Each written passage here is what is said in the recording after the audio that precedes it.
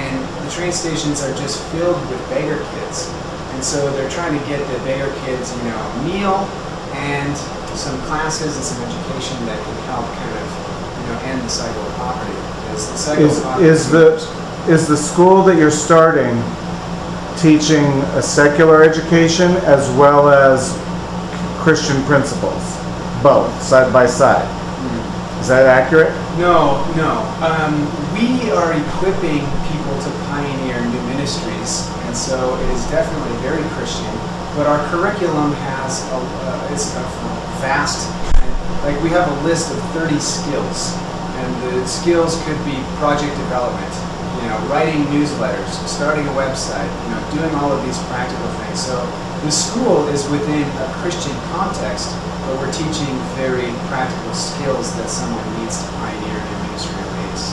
What I meant is for the children who are at risk, are you doing anything to give them secular skills that they need to get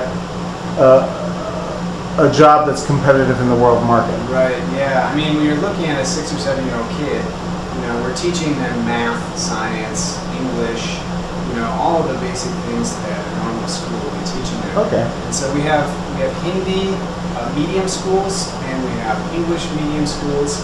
Is that like junior high? No, that's just, medium just means the language, sorry. So Hindi medium just means that the school is being done in Hindi principally, and then English medium just means it's done in. So we teach a lot of the same subjects, but we do it, we don't try to separate this whole thing of sacred and secular. Like a lot of people, if someone's a businessman, for example, they think of their business as being secular, but then they go to church on Sunday and that's sacred or something like that. We try to not have this division between sacred and secular. Like I feel like if we're running a business, we can run a business for the glory of God. If we're doing education, it doesn't necessarily have to be always about Jesus for it to be bringing glory to God. And teaching someone how to read is quite important. It's important as teaching them about the gospel. And so it's a whole thing of like the two-handed gospel. Traditionally as missionaries, we've only brought just the gospel, and that's kind of like the one-handed gospel. But what we try to do in our organization generally is to have the two-handed gospel, as in, we're providing something like education or, pure water or some other kinds of things, and then along with it we bring the gospel. But we don't make the gospel mandatory. Like we don't say, come and do our education program or get teaching or something like that, but only if you convert to Jesus or something like that. So we would never put that kind of condition on it. The idea is to bless people and not to, even within our building here, I mean, we're a Christian organization. We have a grant from the city of Las Vegas to run the programs that we run at the building, but we would never make Christian belief or signing something or praying something a condition of services or anything like that. So tell us what contracts you have here located in this property. Some contracts? Yeah, you say you have contracts to provide services on behalf of the government. Yeah. Tell us what those are. What we have is a $500,000 grant, and the grant was helping us to actually purchase this building. So we don't receive ongoing funding for any of the programs that we run. We just receive the initial grant to help us purchase this property. So basically, we have two parts of the building. We have a kind of a sacred part of the building where we can do religious activities, and we have another part of the building in which we provide services to the community. Such as? And so we have programs like English as a second language. One of the ones that's growing right now pretty dramatically from last year is after-school tutoring for kids. So we were just over at this school right over here, and we were just sharing and passing out flyers for after-school, and especially for inner-city kids. So now we have like 10 or 12 kids that are coming into the building just about every day, and it's tutoring that supplements the education that they're already getting at the elementary schools. So you might help them do their homework or something like that. Yeah. As a way to to boost their skill set. Exactly, and it's mostly for high-risk kids. That is, the kids that have the highest risk of getting caught up in the cycle of welfare and poverty and that kind of thing. So that program just keeps growing, and so we also have food distribution, and we have an arts program for kids that we do once a month. We gather the kids around the neighborhood and do arts projects with them. So all kinds of different things like that. Where's the funding come from that if your grant was only to purchase the property? We receive funding through donations of individuals and churches. And so for me personally, I don't receive a salary from Youth for the Mission. The income that I receive comes from my family, friends, church members, donors. A lot of people donate $25 a month to the work that I do, and that's where our income comes in. As far as YWAM Las Vegas, we have donations from different church groups and different things like that. Some programs, like the after-school tutoring program, they are like a separate ministry. So they are responsible for their own ministry. They just use our building, and we work together and partner with them to increase, the success or the sphere of influence of their ministries. So, Yeah. You're putting energy in a few different areas, but it seems the bulk of the energy that you and these organizations you're associated with is put into proselytizing. Why is evangelizing so important for you?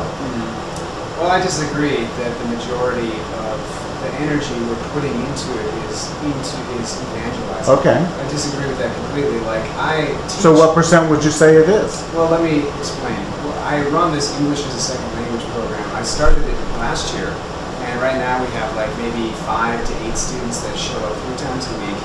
I would say 99% of my energy is organizing it and putting it together, and the curriculum, and going out into the neighborhood and doing promotions for it, and getting teachers to come in who are able to teach and everything like that. Probably 99% of all of my time associated with it is those kinds of things, and maybe 1% is sharing the gospel with people. But again, I don't even do that in a way like we have to be careful that we don't make people feel, uncomfortable or anything like that. So we don't even do it. In fact, most of the time when I've shared the gospel with my English as a Second Language students, it's been outside of the building in a completely different context. More one-on-one, something. Yeah, one-on-one. I've taken them for lunch a couple times. I've gone out to coffee with people. People invite me to their homes, and I share a little bit there. So we never ever want to give the impression like you have to accept Jesus as your Savior or something like that to be able to be a part of the English as a Second Language program. So, but in the end, I wouldn't say that the majority of our effort goes to proselytizing or evangelism.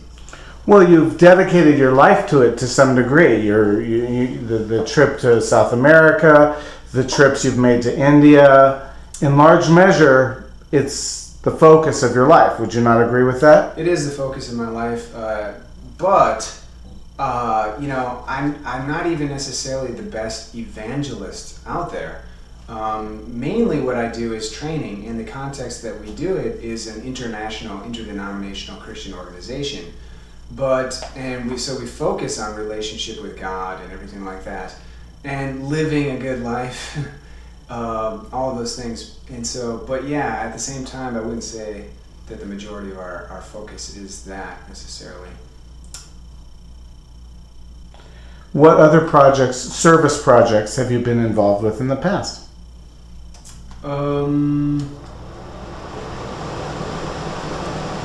Service projects. Anything. Picking up papers, Yeah. coaching football, Sure. anything. Sure. Wow. A lot of things.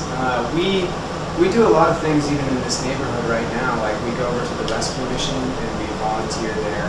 Sometimes we help them give food out. Just passing out food on the line. Passing out food.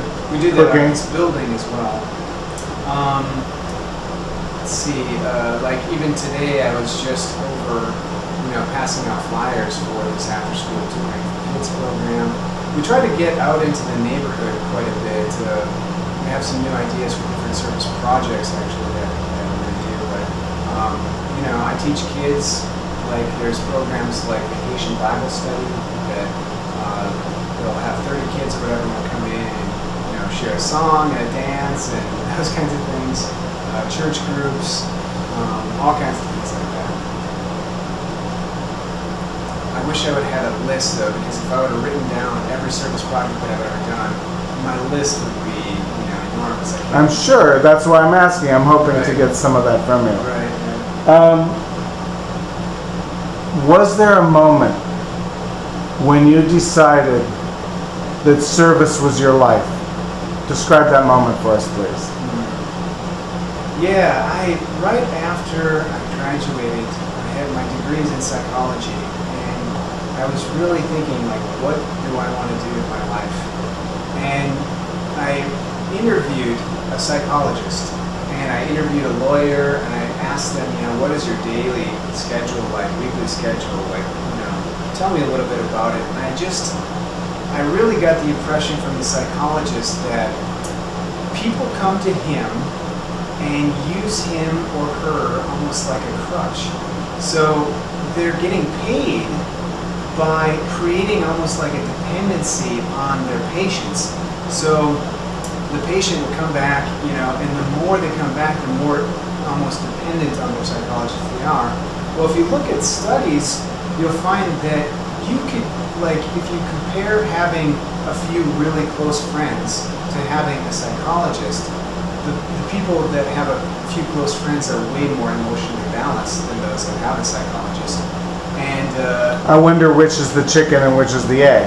well, no, and even when they show the difference between cognitive psychology versus different behavioral psychology and they compare versus a pastor, and they do studies that compare success rates and recovery rates and emotional stability rates after the therapy, they find that there's really almost no significant difference between these different groups.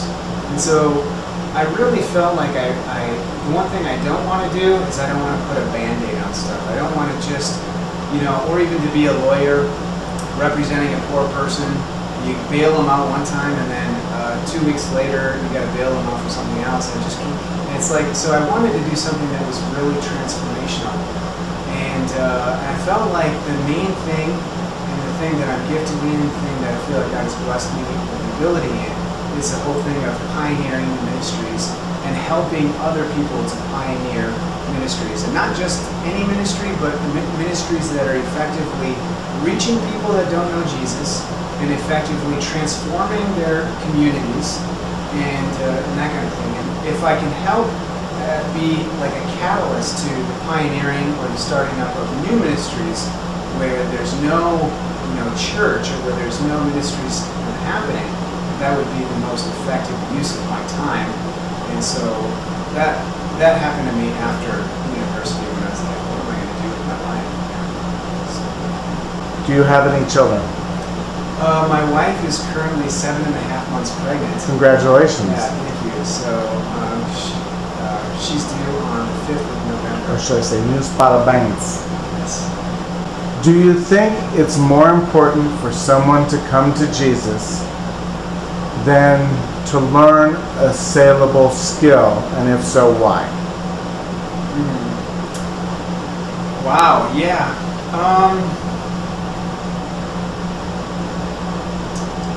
It's hard to be able to say one is more important than the other, but I would definitely say, like, my belief is that the gospel is inherently transformational. So, if you look at certain societies and history and things, you'll see normally where the gospel has gone, and South Korea is a perfect example, the gospel normally transforms things for better. People become more educated, social programs, tend to happen, and the Christian worldview